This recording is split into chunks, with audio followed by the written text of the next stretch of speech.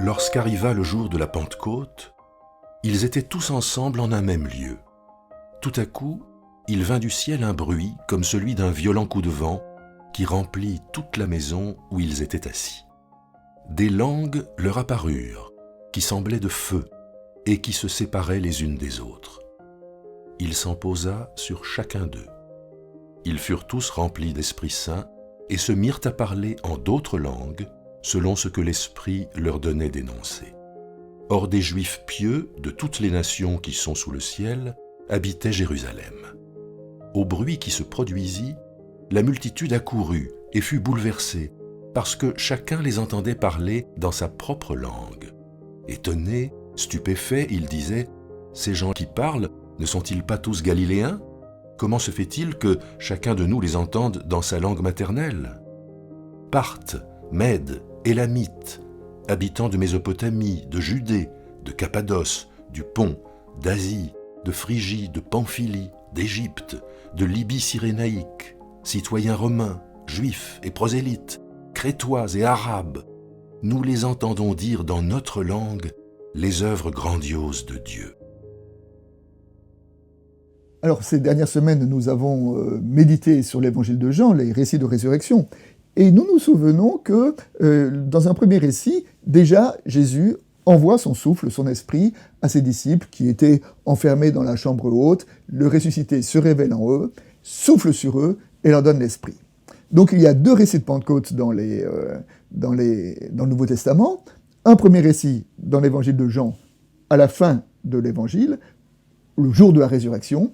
Un deuxième récit, ici, dans le livre des Actes des Apôtres, 50 jours après. Il me semble que ces deux récits, pourquoi y en a-t-il deux ? Eh bien parce que les deux sont vrais. C'est que l'Esprit est à la fois l'aboutissement de l'Évangile et le commencement de l'histoire de l'Évangile, de l'Église. C'est pourquoi nous le trouvons, le don de l'Esprit, à la fin de l'Évangile et au commencement des Actes des Apôtres. Alors, comme premier point d'exégèse, quelques éléments sur la Pentecôte. On nous dit qu'il y avait des Juifs de tout l'Empire romain qui étaient venus à Jérusalem pour la fête de pèlerinage. La Pentecôte, c'était d'abord une fête au sein du judaïsme, une fête des moissons. Alors, dans un premier temps, c'était une fête, effectivement, qui célébrait les moissons, qui était une façon de rendre grâce lorsqu'on avait rencontré de bonnes récoltes. Et puis, avec le temps, la fête a un petit peu évolué dans sa signification, et c'est devenu la fête qui célébrait l'alliance de Dieu avec Noé, lorsque Dieu a promis à Noé que les moissons subsisteraient jusqu'à la fin des temps. Et puis après, elle a encore évolué pour devenir la fête de l'alliance avec un grand A. C'est l'alliance du don de la Torah au Sinaï. Et pour nous chrétiens aujourd'hui, la Pentecôte c'est l'Esprit, mais l'Esprit est bien aussi celui qui nous permet de recevoir, de comprendre et de laisser une autorité à la parole. Nous entendons donc ce rapprochement entre l'Esprit et le don de la parole. Le second point d'exégèse, ce sont les images qui parlent de l'Esprit. Là, il y a deux images qui sont utilisées. L'Esprit est d'abord sous la forme d'un grand souffle qui a bousculé la maison dans laquelle étaient enfermés les disciples, et ensuite des langues de feu qui sont tombées sur eux. Donc les deux images utilisées sont le vent et le feu. Et ces deux images se retrouvent dans l'Évangile. Nous nous souvenons que lorsque Jean baptisait et qu'il a vu Jésus, il a dit de Jésus, il est celui qui baptisera dans l'Esprit Saint et le feu. L'Esprit Saint et le feu, image de l'Esprit.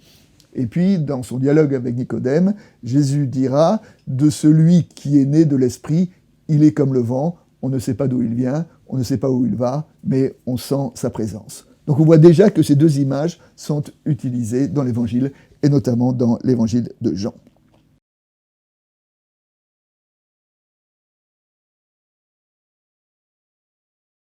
Alors pour évoquer l'esprit, trois pistes. Première piste, revenir sur l'esprit, c'est déjà un thème que nous trouvons dans l'Ancien Testament. En hébreu, le mot esprit est le mot ruach, mais le mot ruach dans l'Ancien Testament n'évoque pas automatiquement l'Esprit Saint, puisqu'il évoque aussi des ruach, des esprits, des souffles de prostitution, des ruach de jalousie, des ruach d'impureté, des ruach de mensonge. C'est pour ça que dans l'Ancien Testament, il ne faut pas confondre l'Esprit et l'Esprit Saint. L'Esprit, c'est quoi ? C'est une force. C'est une force qui peut être au service du mensonge, de l'impureté, ou alors c'est une force qui peut être au service de la sainteté. Et bien, l'esprit de sainteté, c'est lorsque la force de Dieu, la puissance de Dieu est au service de la sainteté, c'est-à-dire de la justice, de l'amour et de la grâce de l'Évangile. Le second thème, c'est le texte nous dit que lorsque tous les pèlerins qui étaient là et qui ont vu les disciples parler des langues, on dit ils étaient tous stupéfaits. Et je crois qu'il y a là quelque chose d'important parce que les pèlerins étaient là, ils étaient dans une sorte de routine spirituelle, ils accomplissaient un rite en allant faire leur pèlerinage à Jérusalem. Et tout à coup, dans ce rite, dans cette répétition de toujours le même, voilà quelque chose de nouveau. Et l'esprit est ce qui vient apporter quelque chose de nouveau. Et je crois que recevoir l'esprit, c'est garder la possibilité d'être étonné, d'être surpris, d'être déplacé par l'Évangile. C'est ce qu'ont fait les pèlerins qui étaient là aujourd'hui, et c'est comme ça aussi que nous devons recevoir l'esprit. Sommes-nous prêts à nous laisser déplacer? Enfin, troisième piste, les pèlerins qui étaient à Jérusalem sont étonnés. Pourquoi? Parce qu'ils disent, mais ne sont-ils pas des Galiléens? Alors, les Galiléens, c'est cette région qui est au nord de la Palestine, et c'est cette région qui avait mauvaise réputation pour les religieux orthodoxes, parce que la Galilée, c'était un lieu de compromis spirituel, c'était un lieu de mélange de population, c'était un lieu de compromis avec l'Évangile. Mais justement, c'est par les marges de ce qu'était le judaïsme à cette époque-là que l'Esprit est venu jusqu'à eux. Et il me semble que là, nous avons une image qui peut-être peut concerner notre Église aujourd'hui. Regardons ce qui se passe aux marges de l'Église, et bien souvent peut-être, c'est par les marges que l'Esprit souffle et parle encore à l'Église de nos jours.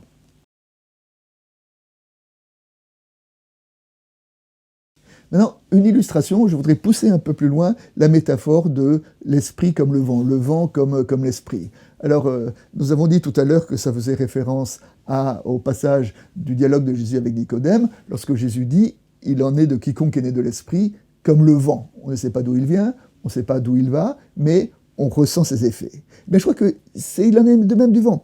Il est difficile de définir le vent pour ce qu'il est, on ne peut définir le vent que par ses effets. Le vent, c'est quoi? Le vent, c'est ce qui fait chanter les arbres, les feuilles des arbres. Le vent, c'est ce qui fait danser les blés. Le vent, c'est ce qui fait avancer le bateau. Mais le vent, il se repère par ses effets. Eh bien, je crois que l'esprit, aujourd'hui, est là. On ne sait pas très bien d'où il vient, on ne sait pas d'où il va, mais il est là quand il y a quelque chose qui fait chanter aussi notre vie, qui fait danser notre récolte et qui fait avancer, qui fait gonfler la voile du bateau de notre vie.